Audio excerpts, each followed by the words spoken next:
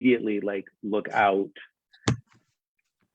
into my world. So Hmm. I'm just north of Central Park. We are Oh, that's alive cool. land. Yeah. Yeah, and we have so my apartment is super tiny, but I'm gonna pan you over here. So out my window right here, we have a shared terrace with our neighbors. Oh, did you look at that? Um, so I'm constantly like running out to the door to the terrace and being like, is there snow here? Is there snow here?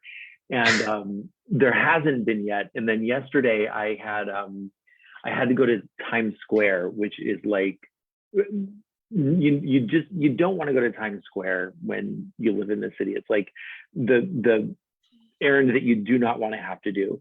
And Right. I put it off and put it off. And so I was like, all right, I have to go to Times Square. So I was all bundled up, and I was so mad because there was finally snow in the air. So it was like the two things I didn't want to have happen. I had to go to Times Square, and there was snow in the air finally. So I was really annoyed about it. But Oh man. I mean, it is like almost the end of this, or the end of November, almost December, right? So Right.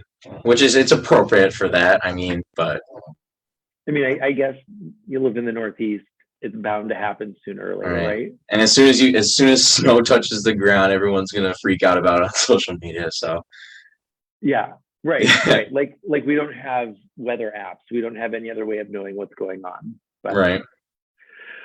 so hey, we are live on Facebook.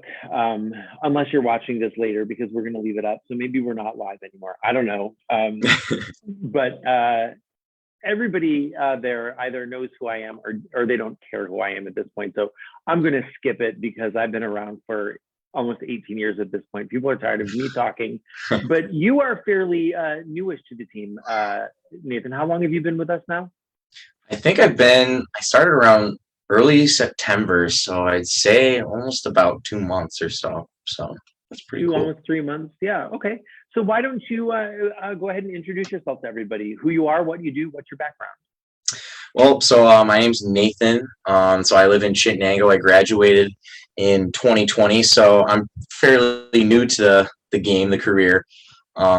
It's been an awesome experience just being able to work with so many clients from so many different backgrounds, and so many have just like their different story on like why they started, working out and how it makes them feel good about themselves.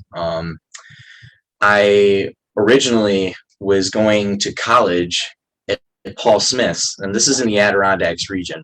It's in Saranac Lake. It's about 15 minutes away, roughly. I went to become a DEC officer and to pursue my goal, or like my dream job, to just live in the forest and just like protect the natural environment, and just be like be like the surveillance, from a bird's eye view, and just being able to enforce those types of rules. Um, it took me a while to really like figure out, though, like if I really wanted to stay with where I'm at, because college, I feel like it's like a security blanket sometimes. A lot of people don't really know why they go to college, or they pick something because a lot of high schools say like, okay, you need to figure out what you're going to do. It's like, what do you want to do for the rest of your life? And like a lot of people say, I don't know what I want to do with my life.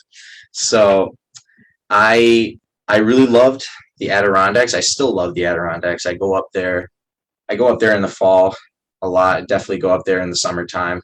um I'm working on my 46 right now, but anyways, it's just I went into thinking like this is what I'm going to be doing for the rest of my life.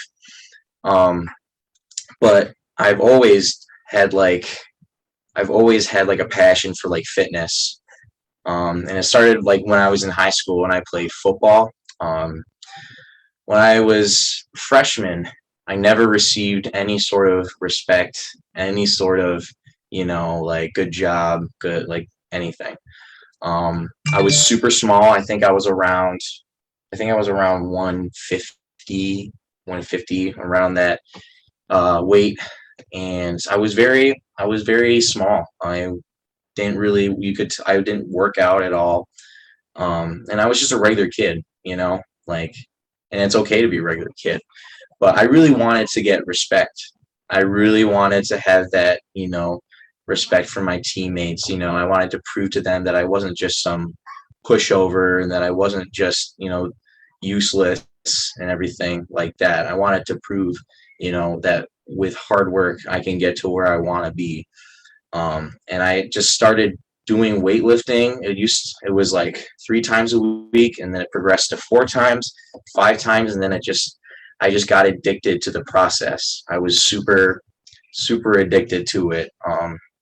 I would just, I would go with friends. I would constantly try to push myself.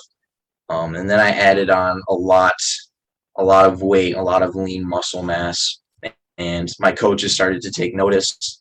My peers started to respect me more and more. Um, and it was just through that alone. I think if I just was respected and I didn't get picked on a lot, like I probably would not be sitting here, probably would not be doing this job as it is, because this this job to me, like it brings a lot from the past, like brings a lot out of me from like what I used to in the past, and I love pushing people to their limits, and I love seeing people reach their goals and where they want to be. And I always ask my clients, where do you want to be in the next 3 months? Where do you want to see yourself?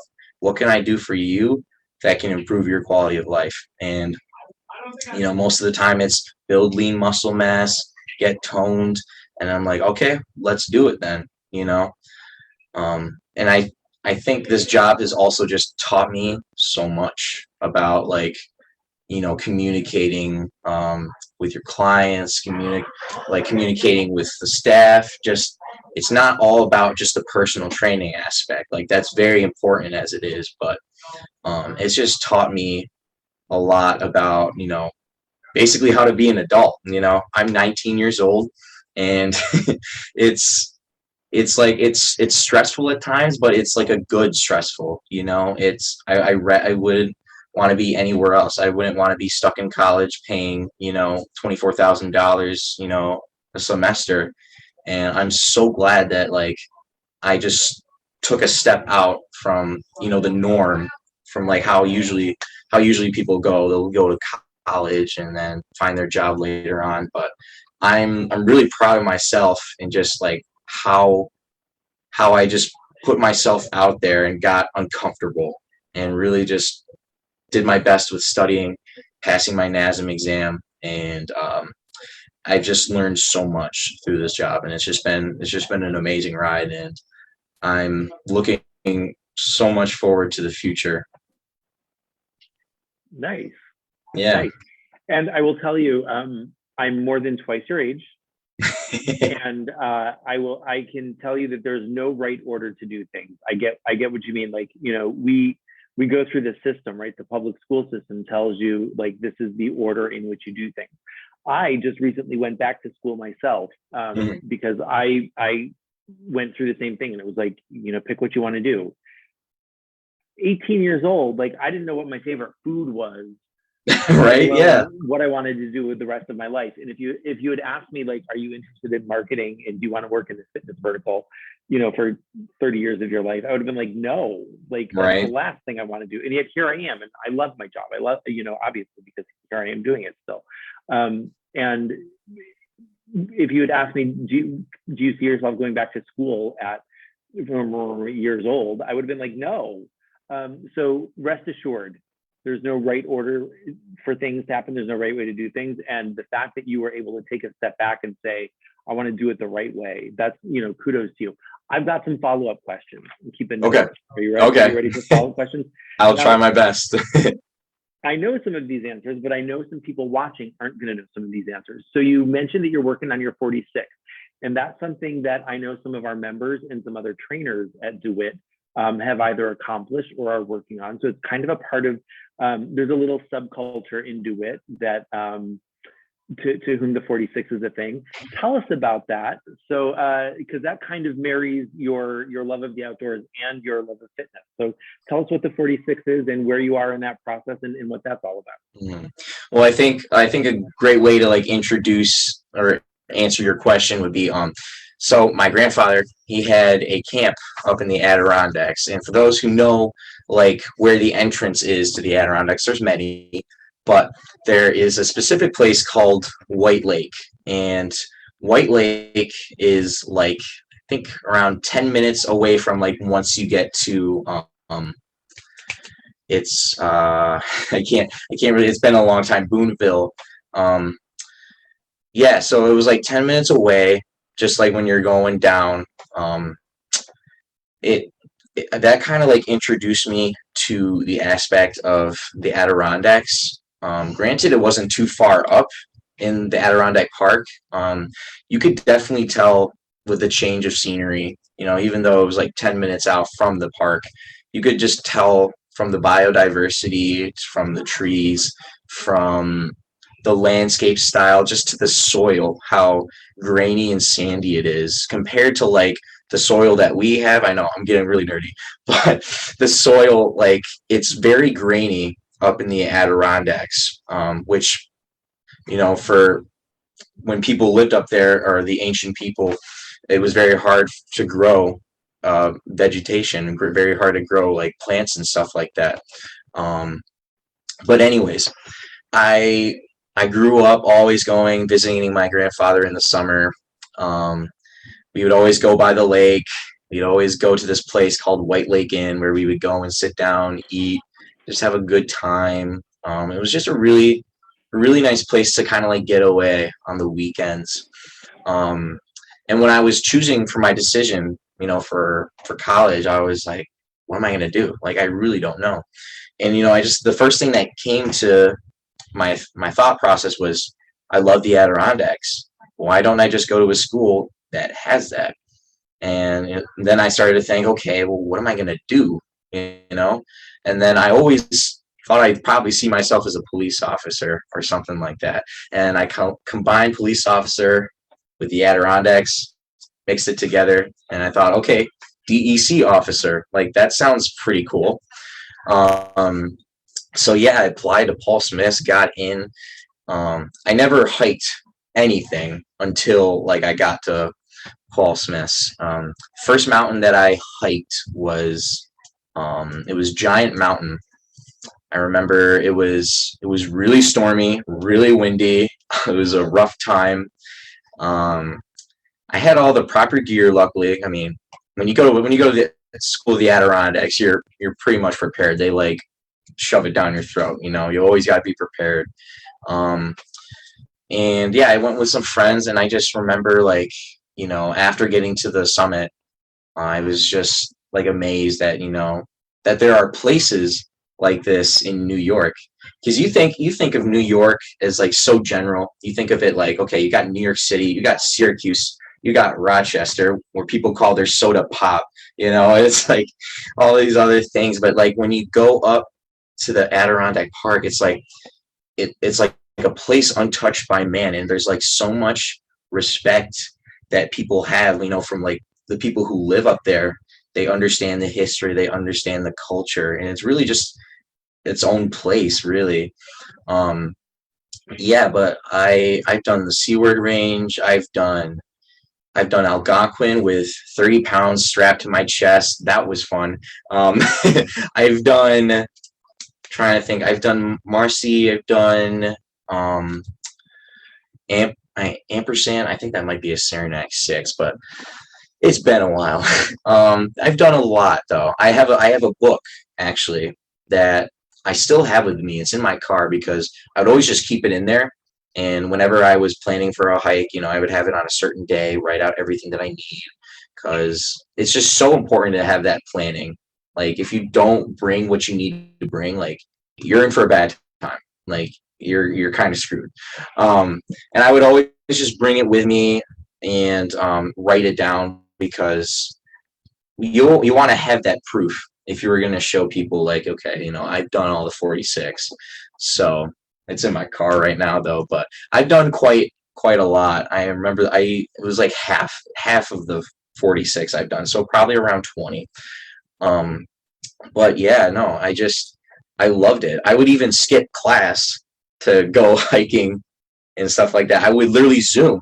There was cell service, and I would just like Zoom into class when it was like appropriate, and then they actually, they caught on. It was like, okay, these kids are just like staying in their bed, or they're doing something else. They're not learning. um, but yeah, that's how I really got into it, and I started going more with friends, and it just became like a nice hobby just to pick up. And whenever I just wanted to get away from people, really just be to myself, go on a hike, man. That's like the best thing you can really do for yourself. Obviously, know where you're going, be prepared. But if you know what you're doing, like, it's the most refreshing thing in the world, in my perspective. Cool. So the 46 then, like, really specifically refers to the 46 peaks. And Yeah, so the 46 peaks, I believe what qualifies a 46 peak, it has to be around an elevation of 4,000, or like into the 3,000s, but really high up. And that's what qualifies what a 46 is. Cool. So there are a couple of things that you mentioned in there that I want to talk about that I think relate specifically to personal training that I think the viewers are going to be really interested in. But before we get to that, let's go back to earlier in the conversation when you were introducing yourself. So you're a graduate of Chittenango High School. Yep. So I'm curious to know if you ever had Greg Shepard as a teacher. Honest, I have not had the privilege to, but I always saw him. In like in the hallways. He would always stand by the doorway, hands crossed, just like this, and you'd see his biceps, and all the students would just like walk by, and everyone would joke like, "Are you on steroids or something?" And like literally everyone said it, and I thought that too. I was like, "Man, this dude's got big arms. Like, what does he do? Like, he's an English teacher, and I think he's a manager, right?" So Greg, for those who don't know, is a personal trainer in our Liverpool location. And he's also, I believe he's also a master's student working to become a school administrator. Oh, wow. Yeah. That's crazy. That's crazy. And his son, Tyler, is also was a personal trainer in our Liverpool location pre-COVID. And now, because he's gone back to school as well, he is working member services over in Liverpool. So it's a whole family operation. Wow. In fact, my favorite member survey that we've ever gotten in said, now Greg, for those who don't know, has a hairstyle very, very similar to mine. And my favorite member survey that we've ever gotten at Elevate said that Tyler has the best hair on the team. His father, not so much. That was the whole survey. So if you're watching and you filled out that member survey, thank you. You brought us a lot of joy that day. So let's talk about some of the things that you mentioned in your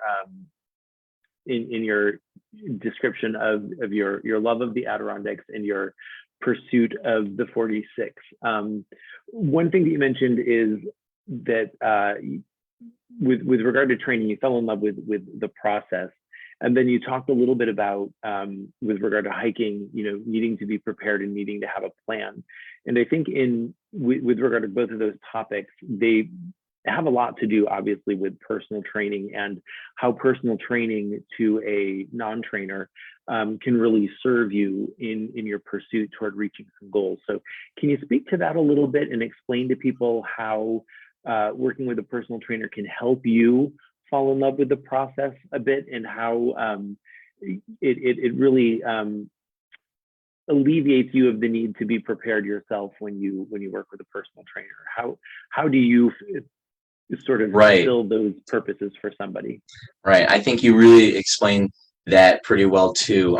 Same thing, like when you're like training by yourself and things like that. If you're if you're going to the gym just to, go to the gym, in my opinion, everyone is entitled to do what they want.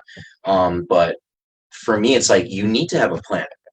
There has to be a plan of action. Okay, like you shouldn't be stuck on one machine doing a different sort of muscle group. It should be like, okay, what am I gonna be doing today? Like, what do I need to get out of today and then do tomorrow? Because um, when you don't have that, you're gonna see minuscule results. Like, you'll feel better, you'll feel all right, but if we're trying to go for like building lean muscle mass, and we're trying to not get stage ready or anything like that, but just to like improve our physique overall, we want to target certain muscle groups, and a lot of the machines can help with that, and a lot of the free weight stuff. But for those who are new to weightlifting or physical activity in general, us as personal trainers, we are certified in like understanding the biomechanical movements of the body and anatomy, and like the positions we are in movement. So like a lot of understanding of flexion, extension. We know a lot about the anatomy of the body in terms of muscles, what needs to be targeted, what machines, what sort of exercises targets what. And yeah, it and the same thing like for hiking. Like, you need to have a game plan. Same thing for going to the gym. And I think having a personal trainer, not only do you just build like a relationship, and it's like a good relationship, it makes things so much easier for you, and it encourages you to practice self-efficacy, being able to go by yourself, feeling confident. Because a lot of people, especially when they're new to the gym, they just sign up. A lot of people will say like, I'm not feeling too comfortable. Can you go over some machines with me? Um, and like I could do that for them. And if they don't sign up for training, like that's fine. But you want to have some sort of game plan, like if whether it be weight loss, whether it be gaining muscle, you need to have some sort of game plan, in my opinion. I muted myself and then I started talking, so that's not very helpful, is it? So uh, one of the things that you mentioned is that for somebody who's new coming in, you can give them a little bit of direction, um, which is certainly true. But one of the things that I have always said is that somebody coming into the health club environment for the very first time, right? They're going to come in, and the sense of what you're investing in the experience, whether that's just your dues, and you're going to come in and you're going to do it yourself. Yeah, no, I have a great story about that too. I used to work with David Cruz. When I first signed up with Elevate and I became a member, I had knowledge about what to do, but not necessarily in the sense of nutrition.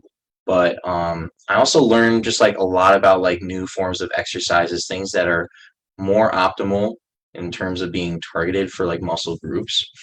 Um, and like when I first met with David, like I was just like astounded, and like I was kind of like amazed, because like here's this big dude, and he's like super nice to me, and he's giving me great advice, and he talks to me like I'm his friend.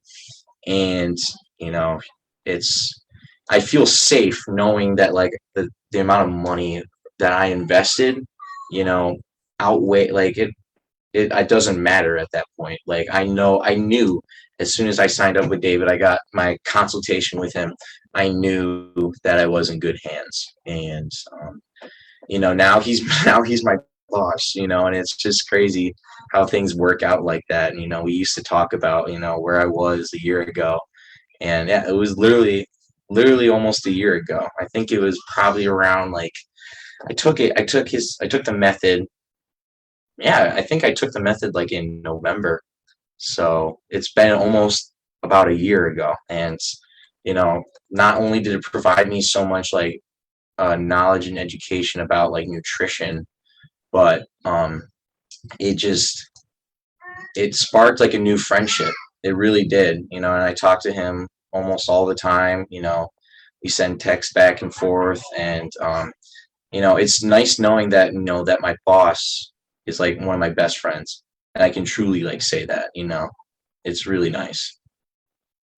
And from the perspective of a member, fitness is one of those things that you don't want to spend a lot of money on it if it's not going to work.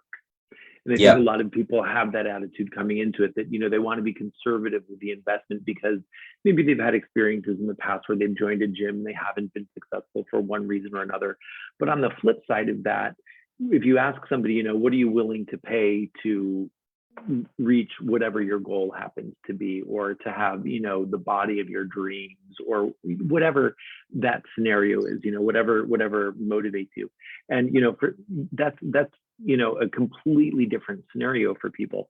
So working with a trainer, we just have to keep reminding people that working with a trainer, that investment, if it's going to pay off in terms of helping you reach whatever that goal is in the end, why wouldn't you do it? Why wouldn't you want to have that person who's going to be able to make sure that you're getting the most out of every visit? And I know for me, when I put on my gym clothes and I head on, we've got a gym right in our building here, and I head on down and I open the door and I walk into the gym, my first thought is, what am I going to do today?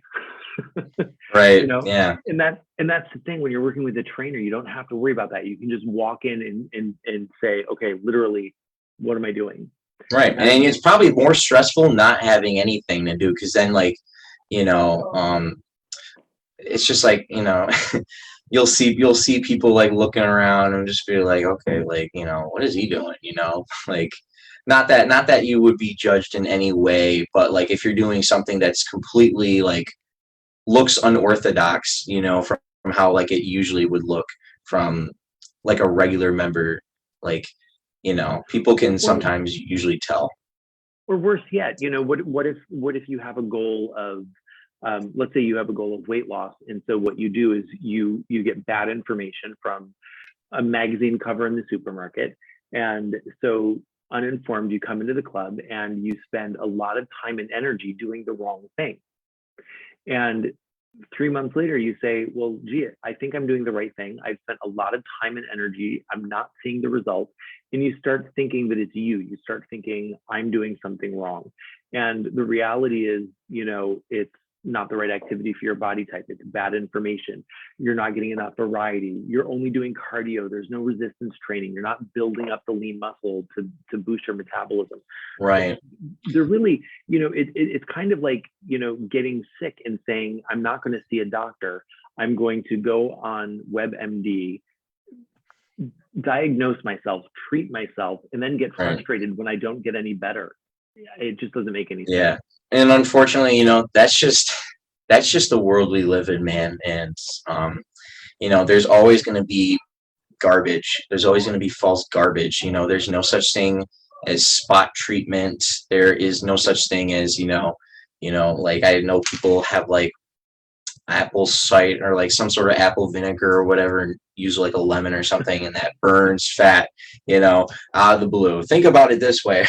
If everyone knew about it, we would not have any sort of, chronic illnesses in the United States in terms of like diabetes, obesity, and, just all that other stuff. And that's what I always strive to try to do. Like I always try to research, and always fact check it, before, I take it into consideration.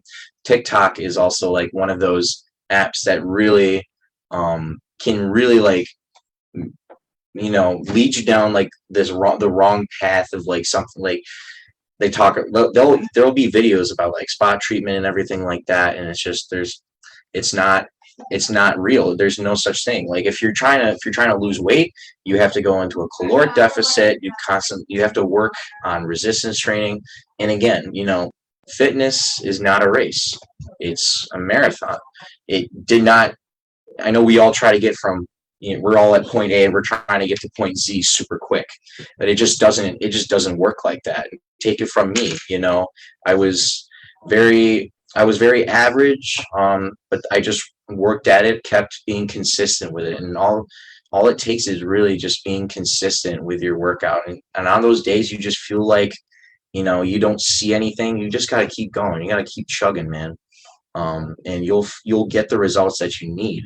But whenever you're like looking, you're ever have a question, this goes out to everyone. Like if you ever have a question relating to health, fitness, anything like that, something you've seen in like an article that you might think is true, come ask us. We're more than happy. We get excited by that. We're more than happy to answer your question, give you the right information, rather than have some false information linger on throughout your mind and just be like, oh yeah, maybe I'll try that and it could work. And also, we should keep in mind that we are approaching the season where there's going to be a lot of bad information out there. Every time we approach the holidays in January, you will see how to burn 10 ways to burn belly fat. Right. You burn fat. You cannot specify which area of your body you want to burn the fat. It's Right. just there's a cat trying really hard to join our conversation right now. She's really interested in. Oh. She would like to burn some belly fat, in fact. So she just came to join the conversation. So Nathan, we're running a little bit long here. So before we bore everyone, why don't you share, not that I think we could ever possibly be boring, but what do I know? I could talk all day. Why don't you share the easiest ways for people to get in touch with you if they have any questions about some headlines they read, or if they're interested in booking a session with you? Yeah, for sure. So I do have an Instagram. It's at Nathan Bibelo, and it's pretty much just my full name. And Bibelo is spelled as V as in Victor, I as in Igloo, V as in Victor again, ELO, full name. I also do have a TikTok, which is Viv_fitness. And then like a way to reach out to me too is Nathan at elevatesyracuse.com. And I'm pretty much here like early mornings. Like I get here around 5 o'clock. I like to get my workout in. Like I'll be available. I'm pretty much always here. So those would be some good ways to reach out to me. And if you're old school and you prefer to use the telephone, you can always call the Dewitt Club at 315-446-0376. And if Nathan's not available, just leave a message for him. Another way, if you are on our website, elevatesyracuse.com, across the top navigation menu, there is an option for programs. If you tap or click on programs, you'll be taken to this page. One of the options here is personal training, and that's on the bottom row. When you click on that, click on how it works, or tap, depending on the device you're using. There's a form here to fill out that form. If you are new to personal training, as a first timer, if you are 18 or older, you do qualify for a complimentary first time session. And you can fill out that form to get that first time session. And if you like, you can request to have that first time session with Nathan. And especially if you are interested in chatting about the Adirondacks, how to get started on conquering all 46 of those Adirondack peaks, this is your guy. Yeah. Can definitely give you some pointers on that. Nathan, anything else you'd like to share with everybody before we call it quits for this conversation? No, I think everything pretty much has been said. I just thank you for the opportunity to have my voice be heard. And if people somehow seem to see this, stop by, say hi to me. Don't be a stranger. I'm here. Come by and say hi. All right. Well, thanks so much for spending some time chatting with me today. And we are, of course, live the day before Thanksgiving. So if you're seeing this before Thanksgiving, we hope you have a great holiday. Yes. If you're seeing it afterwards, we hope you had a great holiday. And regardless of when you're seeing it, thanks for watching, and we'll see you in the club. All right, everybody, take care. See you guys.